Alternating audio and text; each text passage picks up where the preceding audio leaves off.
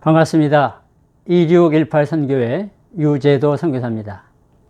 오늘은 미국에서 추수감사 주일로 지키는 11월 22일 아주 중요한 주일입니다.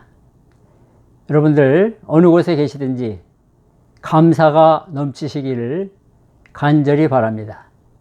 오늘 제목은요, 바울이 그 가르침, 바울의 신앙이라고 할 수 있죠. 그거의 목표가 무엇이었고 동기가 무엇이었는지 같이 배우도록 하겠습니다. 오늘 이 내용은 우리 크리스찬의 신앙생활에 있어서 아주 중요한 그런 내용이 되겠습니다. 먼저 슬라이드를 보겠습니다. 여러분, 이 그림은 1620년 11월 20일에 미국 동부에 있는 보스턴에 있는 플리모스에 도착한 그 메이플라워 호입니다. 지금부터 꼭 400년 전에 신앙의 자유를 찾아서 또 신앙의 박해를 벗어나고자 미국으로 신대륙으로 향했던 것입니다. 목표가 무엇이었죠? 신앙생활을 잘 해보려고. 그래서 새로운 땅으로 가는 것이 목표였고, 동기는 무엇입니까? 청교도적인 신앙을 어떻게 하면 간직할 수 있을까 하는 그런 내용입니다. 오늘이 바로 그것을 기념하는 귀한 추수감사절인 것입니다. 여러분, 저도 선교지를 다닐 때 비행기를 주로 타고 다니는데요, 어느 나라 어느 도시로 가야 되겠다 목표가 있습니다. 그런데 그렇게 가야만 하는 동기는 무엇이죠? 복음을 증거하고 또 선교사님들과 교회들을 든든히 세워주기 위해서입니다. 신앙의 교육을 위해서 가는 것이 동기였습니다. 여러분, 또 이렇게 좁게 보면요, 우리가 매일 자동차를 몰고 어디를 향해서 나갑니다. 목표가 있기 때문에 자동차를 몰고 나가는 것이죠. 예를 들면 자동차 몰고 회사로 가는 것, 목표는 회사로 가는 것인데 왜 그러면 회사로 아침부터 운전을 하고 나가죠? 여러분, 일해서 돈을 벌어서 살아가기 위해서, 그게 동기가 되겠습니다. 그래서 모든 삶에는 목표와 동기가 분명히 있는 것인데 신앙생활은 더욱더 그렇습니다. 여러분, 바울이 도대체 왜 그렇게 예수님을 만난 다음에 열심히 어떤 그 목표를 향해서 나아가는데 그 목표가 무엇이었는지, 그리고 그 목표로 향해 나가게 했던 그 동기, 모티베이션은 무엇이었는지 오늘 우리가 아는 것이 중요하겠습니다. 우리 먼저 살펴볼 것은 바울의 목표는 무엇이었는가, 바울이 왜 그렇게 열심히 나아갔는가 하는 것입니다. 첫 번째는요, 바울의 목표는 가장 중요한 것인데요, 사람들을 그리스도에게로 인도하려고 하는 것이 목표였습니다.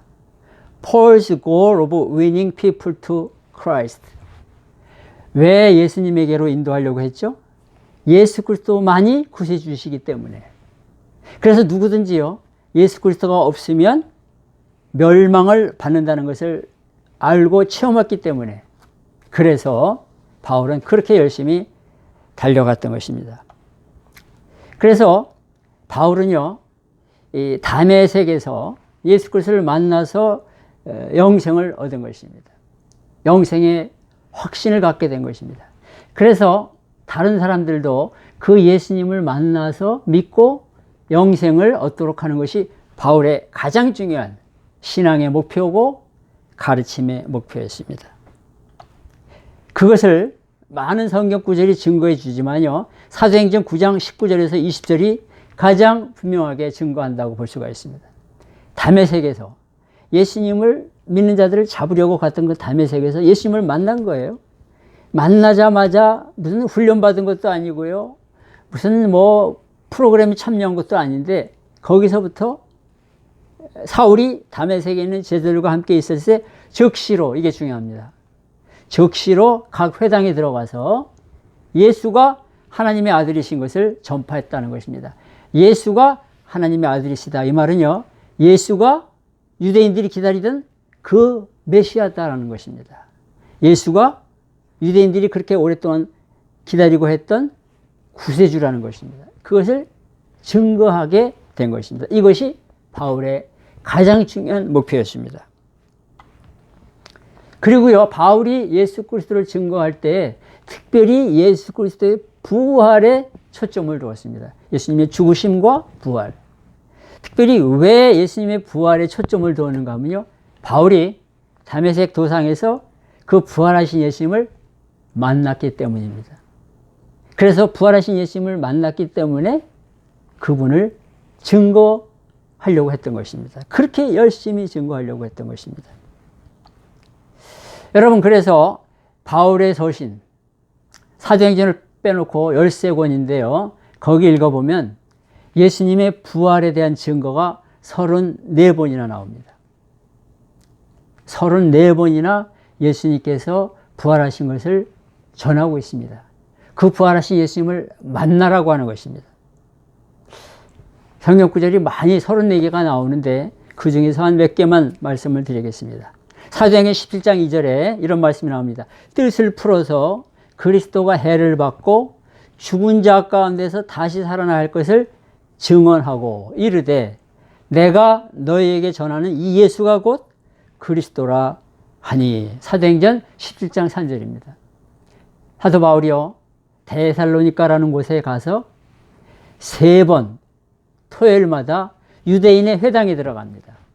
그래서 구약성경, 그 당시 성경은 구약성경인데 성경을 가지고 예수님이 누구신지 증거하는데 이 예수님이 죽은 자 가운데서 다시 살아나신, 부활하신 그 메시아다라는 것을 증거하게 되는 것이죠. 이런 구절들이 많이 나와 있습니다. 그리고 또 한 가지만 더 본다면요, 사도행전 24장 21절에 바울이 예루살렘에서 이제 가이사랴로 호송이 돼서 끌려갑니다. 그리고 거기서 이제 재판이 벌어지는데요, 총 그 주관자가 벨릭스라는 총독입니다. 그 벨릭스 앞에서, 그리고 많은 관리들 앞에서, 군인들 앞에서, 그리고 바울을 이제 반대하기 위해서 쫓아온 유대인들 앞에서 바울이 이런 말 합니다. 오직 내가 죽은 자의 부활에 대해서 너희 앞에 증거함으로 내가 재판을 받는다. 부활하신 예수님, 죽은 자의 부활에 대해서 증거하니까 이렇게 핍박을 받고 있다, 고난을 받고 있다고 말한 것입니다. 여러분, 사도행전 16장 32절에서도요, 주의 말씀을 그 사람과 그 집에 있는 모든 사람에게 전하더라. 바울이 2차 전도여행 때 빌립보에 가서 복음 전하다가 그만 바울과 실라가 잡히게 되죠. 그래서 피투성이가 돼서 감옥에 이제 던져졌는데 한밤중에 일어나서 하나님 앞에 이제 찬송을 부르고 기도하니까 기적이 일어나서 다 옥문이 열리죠. 큰 지진이 일어나가지고요.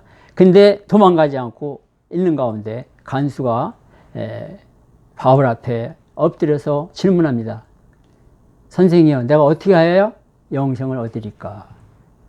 그럴 때 바울이 주 예수를 믿으라, 그리하면 너와 내 집이 구원 얻으리라. 그것을 증거하는 것입니다. 부활하신 예수님을 전하면서 주님의 말씀, 바울의 말이 아닙니다. 사람들의 말이 아니라 주님의 말씀을 증거하게 된 것입니다. 여러분, 바울이 그래서요, 이제 열심히 그리스도를 전했는데 잘 들으시기 바랍니다. 눈에 보이지 않는 그리스도, 그분을 향해서 온다는 것은, 그분을 믿는다는 것은 진리를 듣고, 진리의 말씀이죠. 진리 앞으로 나오고 그 진리를 믿고 그 진리를 아는 것이다, 그렇게 말한 것입니다. 좀 이따가 요거에 대해서 다시 또 말씀을 드리겠습니다. 그래서 사람들에게 바울은요, 이제 그 그리스도를 믿기 위해서 개방성 그리고 수용성을 가져야 된다. 이게 참 중요한 것입니다. 무슨 말인가 하면요, 복음을 일단은 마음을 열고 들어야 되는 것입니다. 마음을 오픈하고 들어야 되는 것입니다. 그게 개방성입니다. 자, 그것을 우리가 이제 분명히 기억해야 되겠습니다. 그 다음에 또 바울이 증거하는 것은 그 복음을 환영해야 된다는 것입니다.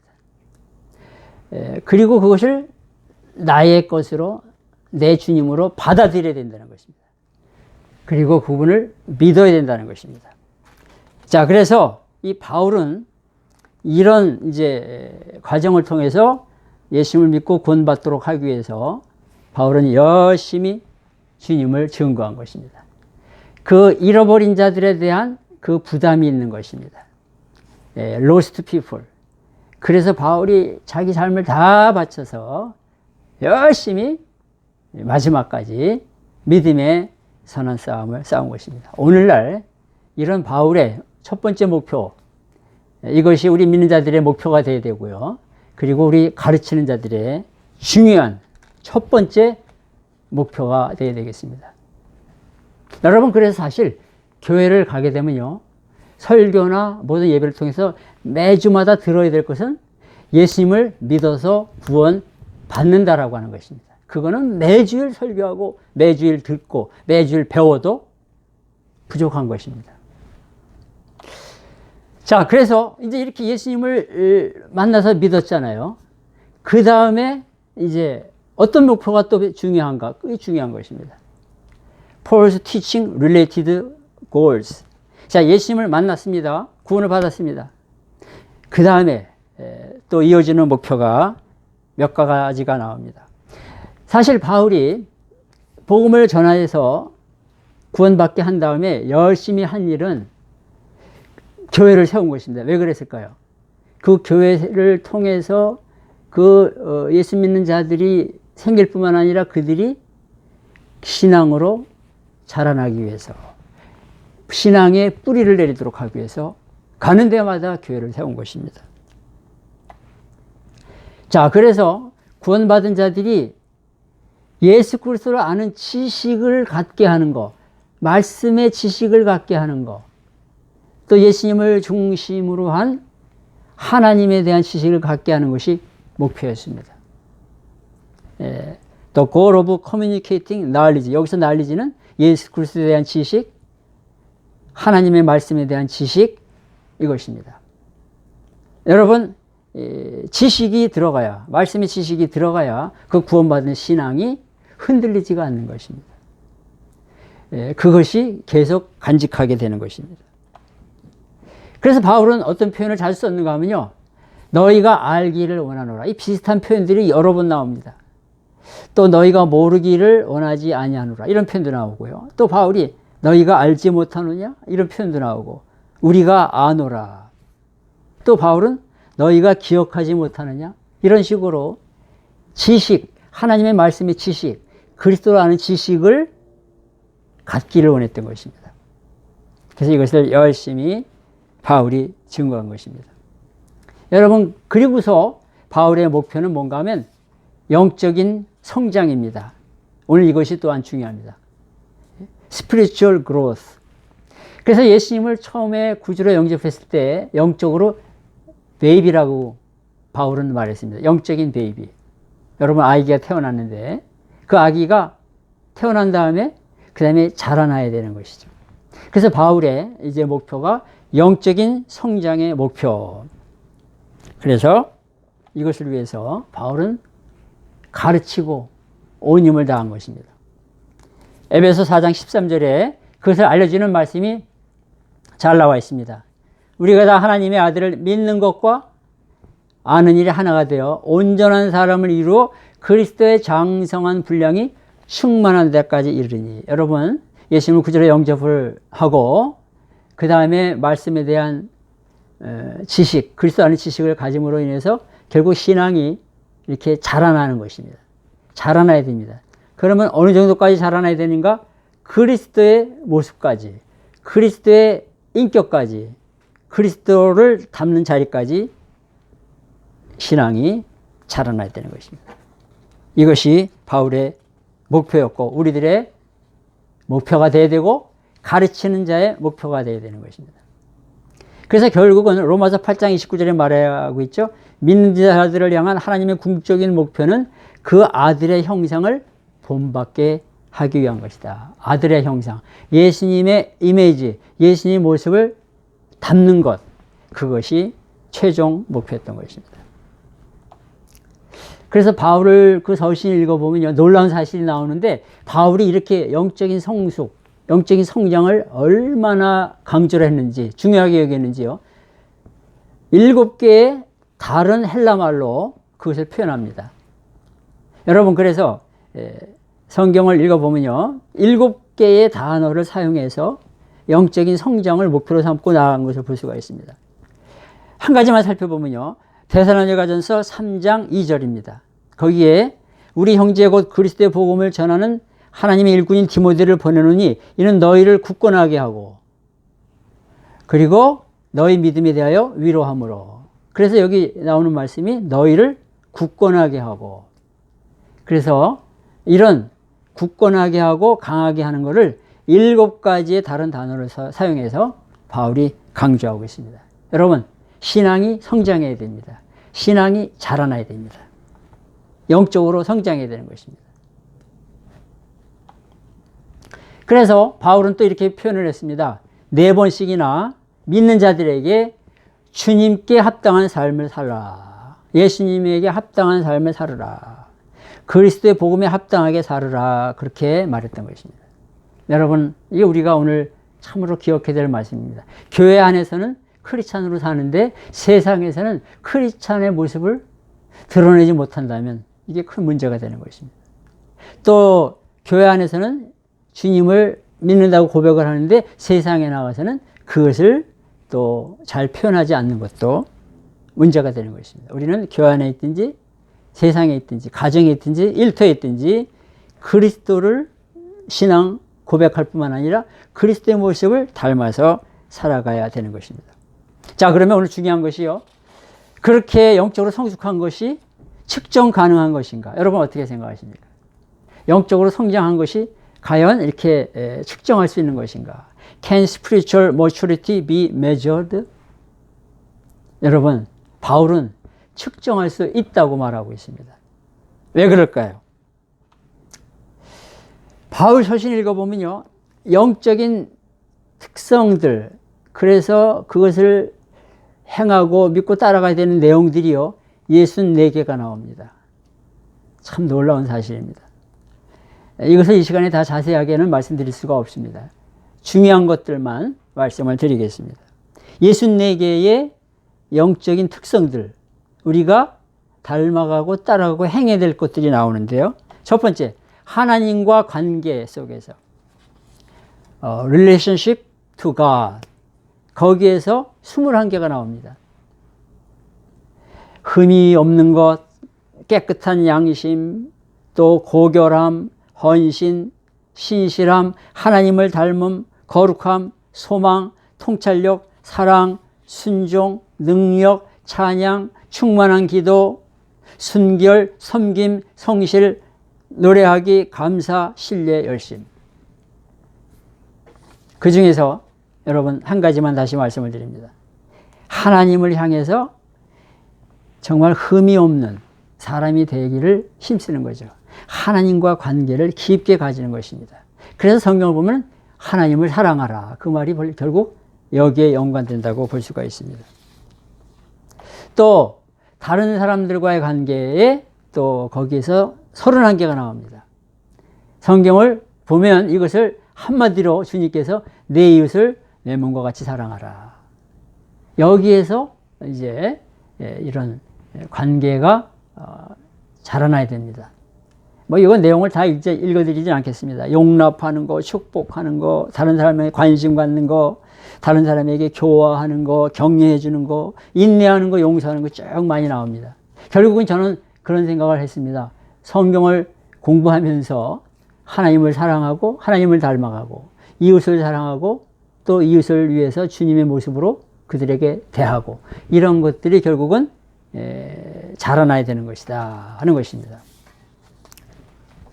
자, 그런데 또 한 가지는요, 이거 중요한 건데, 환경과 관련된 질적인 요소들.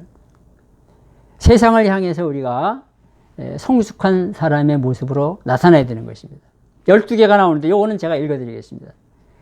만족함을 갖는 것, 용기, 근면, 분별력, 절제, 인내, 평강, 견딤, 잠잠함, 자제, 깨어있음, 사역입니다. 그 중에서 여러분 만족, 참만족, 세상을 향해서 우리가 참만족의 삶을 보여주고 살아가야 되는 것입니다. 빌립보서 4장 6절과 7절 제가 읽어드리겠습니다. 아무것도 염려하지 말고 다만 모든 일에 기도와 간구로 너희 구할 것을 감사함으로 하나님께 아뢰라. 그리하면 모든 지각에 뛰어난 하나님의 평강이 그리스도 예수 안에서 너희 마음과 생각을 지키시리라.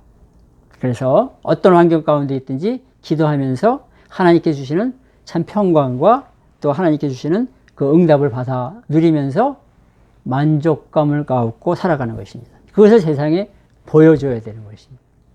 한 가지만 더 말씀드리면요. 저는 개인적으로 이걸 참 좋아하는데 용기, 세상을 향해서 크리스찬의 용기를 갖고 살아가는 것입니다. 그것을 보여주는 것인데 고린도전서 16장 13절입니다. 여러분 말씀에 이렇게 나와 있습니다. 깨어 믿음에 굳게 서서 남자답게 강건하라. 깨어 믿음에 굳게 서서 남자답게 강건하라. 세상에 그 모습을 보여주고 그렇게 살아가야 되는 것입니다.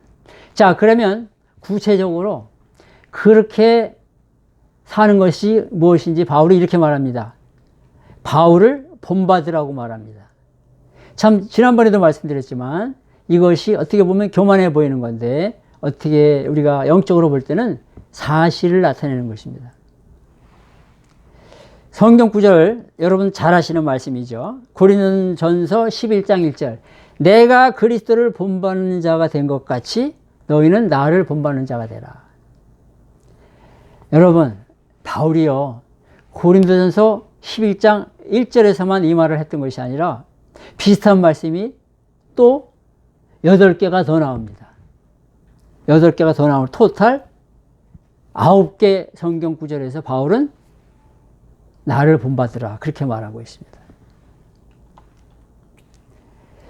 5권의 서신에서 바울은 그의 서신을 읽는 사람들에게 자기를 본받으라고 하였다. 9번이나. 여러분 고린도전서 4장 16절 또 조금 아까 말씀드린 고린도전서 11장 1절 갈라디아서 4장 12절 빌립보서 3장 17절 빌립보서 4장 9절 데살로니가전서 1장 6절 데살로니가전서 2장 14절 데살로니가후서 3장 7절 그리고 데살로니가후서 3장 9절에 바울이 나를 본받으라 그렇게 말하고 있습니다. 여러분 신앙생활은요 본받고 따라가는 거예요. 예수님을 본받고 따라가야 되고 예수님을 본받으려고 했던 바울을 본받고 따라가는 거예요. 거기에 우리의 삶에 놀라운 하나님의 은혜가 있는 것입니다. 그것이 바울의 목표였고 우리의 목표가 되어야 되는 것입니다.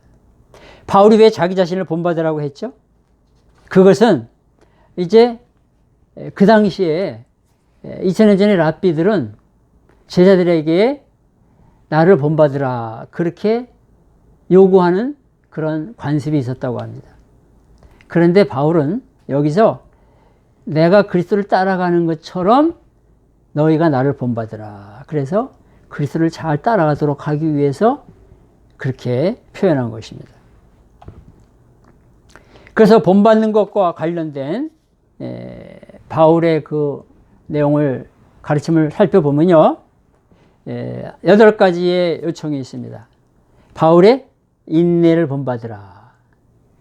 바울의 경건한 행동을 본받으라. 바울의 헌신을 본받으라. 바울이 율법의 구속에서 벗어나 참 자유 가운데 사는 것을 본받으라. 또 성숙을 향해서 나아가는 그 모습을 본받으라. 또 바울이요 자기 자신의 말을 전한 것처럼 살려고 하는 그 실천을 본받으라. 또 이거 중요한 건데요. 고난을 기쁘게 견디는 것을 본받으라. 또 그리스도를 재림을 기다리면서 헌신적으로 살아가는 것을 본받으라. 이래서 8가지 요청이 나와 있습니다. 또 바울의 중요한 목표 가운데 제자를 삼는 목표가 있습니다.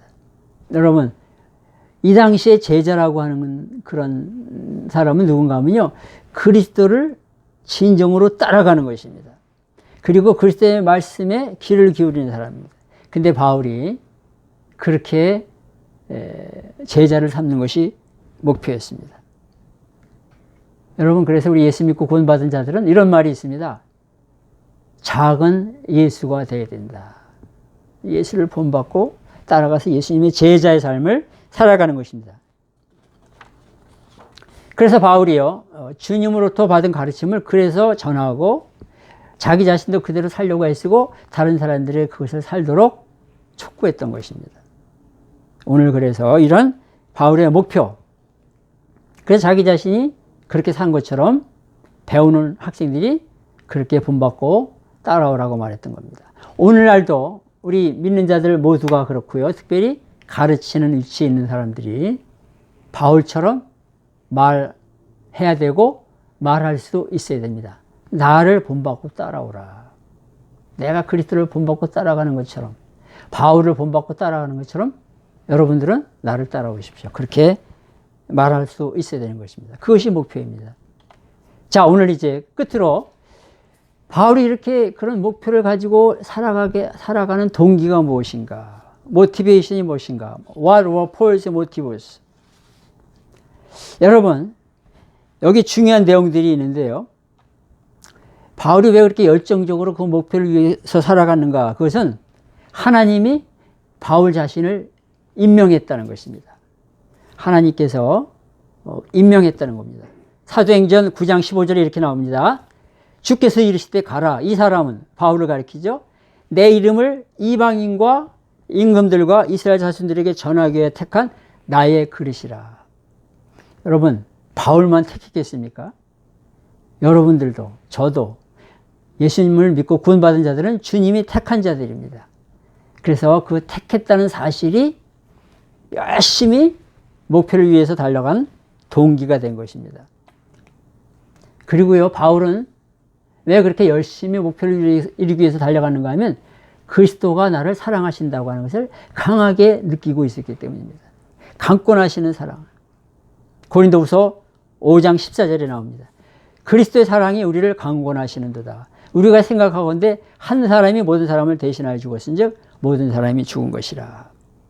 이것이 동기였고, 또 요거 참 저는 굉장히 중요하다고 이 강의에서 중요한 내용이라고 생각합니다. 구원받지 못한 사람들은 어떻게 되는가? 영원한 형벌이 기다리고 있다는 것입니다. 영원한 주님의 심판, 그리고 영원히 멸망하는 자리, 지옥으로 던져진다고 하는 것입니다. 오늘날 이게 우리 크리스찬들에게서 많이 약화됐습니다. 뉴 에이지 사상을 본받아가지고 그냥 착하게 살면 다 좋은 데 간다고 하는 것입니다. 성경은 그렇게 말하지 않습니다. 예수 그리스도를 믿어야만 영생을 얻고 천국에 들어가니까 믿지 않는 사람들은 영원한 형벌로 던져지는데 이것을 바울이 확실하면서 증거한 것입니다. 그것이 동기가 된 것입니다. 그리고요, 또 바울의 동기는 그리스도의 재림이 속히 임할 것이라는 것이죠. 내일 임할지 또 다음 주간에 임할지, 아니 오늘 밤에 임할지 모르기 때문에 열심히 신앙생활하고 목표를 향해 달려갔다고 하는 것입니다. 우리도 마찬가지죠. 그리스도의 재림의 신앙, 이것이 마라나타인데 주여 어서 오시옵소서. 그런 신앙으로 우리가 주일하고 신앙생활하고 달려가야 되겠습니다. 자, 오늘 우리 말씀을 정리하겠습니다. 여러분, 교회도 그렇고요, 또 세상의 여러 가지 일들이 점점 위축되고 있습니다. 이 코로나라고 하는 무서운 전염병 때문에 위축되는데 우리가 이런 가운데서 최선을 다해서 안전하게 하고 마스크 쓰고 또 뭐 다 해야 되겠지만 중요한 것은 바울처럼 신앙의 삶을 목표를 향해서 열심히 달려가고, 그리고요, 바울이 가졌던 그런 나를 하나님께서 임명해 주셨다. 또 그리스도가 나를 사랑하고 계신다. 또 구원받지 못한 그 이웃들의 그 영적인 그 상태를 보면서 또 그리스도의 재림을 확신하면서 나아간다면 넉넉히 이길 줄로 믿습니다. 여러분, 오늘 이 방송을 들으시는 분들 참 감사드리고요. 어느 곳에서 무엇을 하든지 바울처럼 목표를 향해서 그 뜨거운 동기를 가지고 열심히 또 한 주간을 사시기를 바랍니다. 감사합니다.